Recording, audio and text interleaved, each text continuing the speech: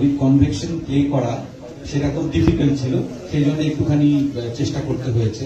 তো আমি ছবির এই গল্প চরিত্রগুলো সম্বন্ধে তোমরা অলরেডি জেনে গেছো, আমি বরং অন্যান্য একটা বিটিএস দিই তোমাদের। হ্যাঁ, বিহাইন্ড দ্য সিনস।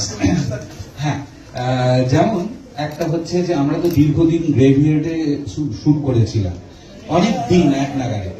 তো সেখানে মানে অঙ্কুশের বাবা মার যে গ্রেভিয়ার্ডটা তৈরি হয়েছিল, তারা যেহেতু একসাথে মারা যায়, জয়েন্ট যে গ্রেভিয়ার্ড যেটা হয় কবর, ওরকম একটা খুঁজে বার করা হয়েছে। তো সেখানে ওপরে তুলিকা দিয়া শান্তিদার ছবি লাগানো হয়েছে, সেখানে শুট হচ্ছে, ও খুব দুঃখ করে রয়েছে।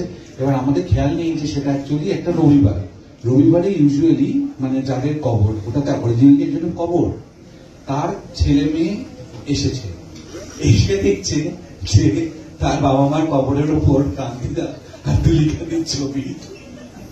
সে যেই এটা দেখেছে, আবিষ্কার হচ্ছে, সবাই এলাকা ছেড়ে মানে পালিয়ে গেছে, কারণ সে প্রচন্ড রেগে গেছে যে তাকে জানানো হয়নি, তার বাবা মার কবরে অন্য লোকের কবর লাগিয়ে ছবি লাগিয়ে শুট চলছে। আর তুলিকাদি যে কদিন ওখানে শুট আছে, দিনে 6 বার পান খেতে গেলে কতগুলো পান নিতে হয়, সেই পান নিয়ে গেছে, নিয়ে গিয়ে ওরকম ভূতের মতো সেজে গাড়ির মধ্যে বসে আছে, আর যেই যাচ্ছে জিজ্ঞেস করছে পান খাবে একটা, পান খাবে একটা।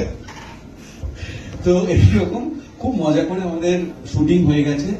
আর আমার কাছে এই ছবিটা কিন্তু ভূতের ছবি না, মানে আমি যখন স্ক্রিপ্টটা পড়েছি, তারপর অভিনয় করেছি, ডাবিং করেছি, যতদিন যুক্ত ছিল, আমার কাছে এটা একটা ইমোশনাল জার্নি, ইমোশনাল ড্রামা। এর মধ্যে কোনো ভয় দেখানোর কোনো ভূত নেই। এই যে গল্পটা অঙ্কুশ বলল, যে আমাদের তো অ্যাকচুয়ালি মৃত্যুর পর কি হয় তা নিয়ে একটা ধোঁয়াশা আইডিয়া আছে, কি হয় কি না হয়, সেটার এক ধরনের একটা স্টোরি বিল্ডিং আছে, যেটা খুব ইন্টারেস্টিং, আমার নিজের খুব ভালো লেগেছিল। ব্যাস।